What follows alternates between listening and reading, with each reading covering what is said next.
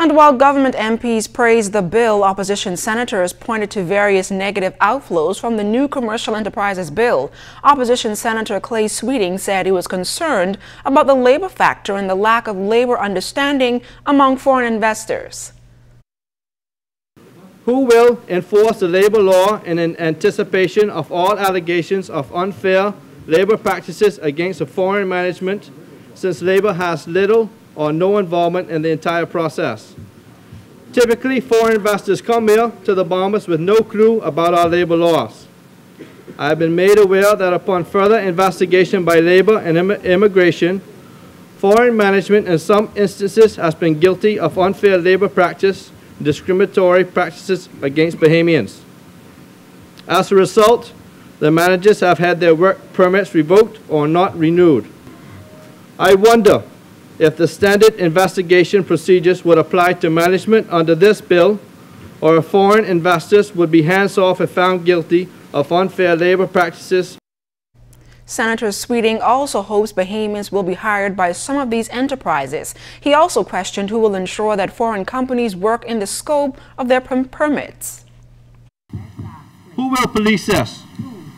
Who will ensure that the people who are provided with work permits only work where they are approved by the Ministry of Immigration? In Eleuthera alone, if there was a census conducted on how many people that are currently holding work permits and are not engaged for what their permit was approved for, I'm sure it will be over 50%. So there's no comfort to the Bahamian people or to me to say that the people that are provided with work permits will only be allowed to work for which they are given the permit. We do not have the proper manpower and immigration to properly police the influx of foreign permit holders that will come as a result of this bill.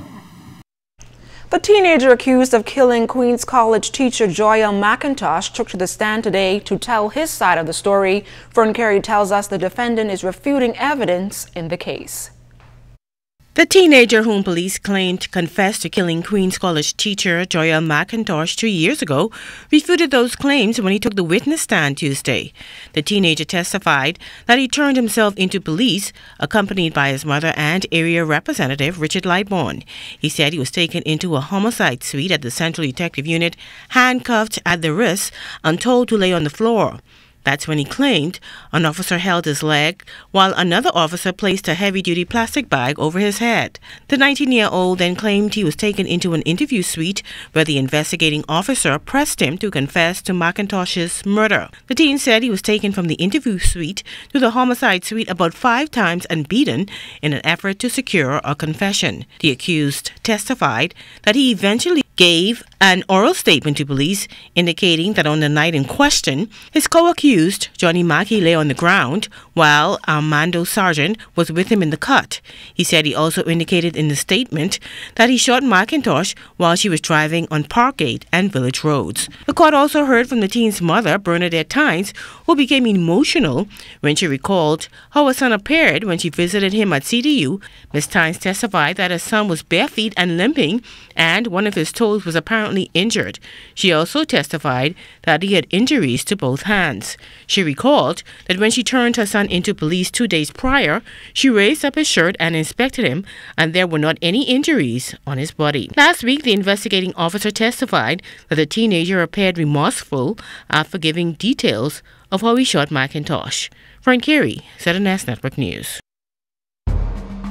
If you know of a crime, please call Crime Stoppers at 328-8477, toll free 242-300-8477.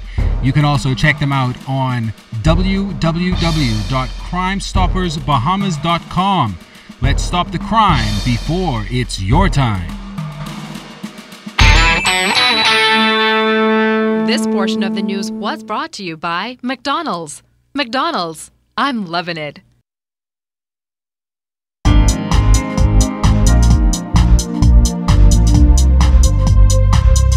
This is your Royal Fidelity Business News, I'm C.S. Scatterly. Chairman and founder of Sandals Resorts International, Gordon Butch Stewart, was honored at a major conference. The World Tourism Organization, Government of Jamaica, World Bank Group, and Inter-American Development Bank's Global Conference on Jobs and Inclusive Growth, Partnerships for Sustainable Tourism. Stewart was given the Global Legend of the Caribbean Award in recognition of his long and outstanding contribution to sustainable global tourism growth and to job creation in the Caribbean. In other business news, Bahamian destination management and event production company Events Design at Sea, powered by Cacique International, has been chosen to design the 2017 North Star Meetings Group Leadership Forum. This exclusive annual networking event brings top executives together to exchange ideas and develop strategies that will guide the future of this billion-dollar global industry. President Sean Sawyer says he's excited about being selected to participate in this year's event. This year's forum will be held from December 10th to the 13th at the resort at Pelican Bay, located in Southern California's Newport Coast. And in international news, Nissan is bringing self-driving cabs to the streets of Japan. The company announced that it plans to test autonomous taxis and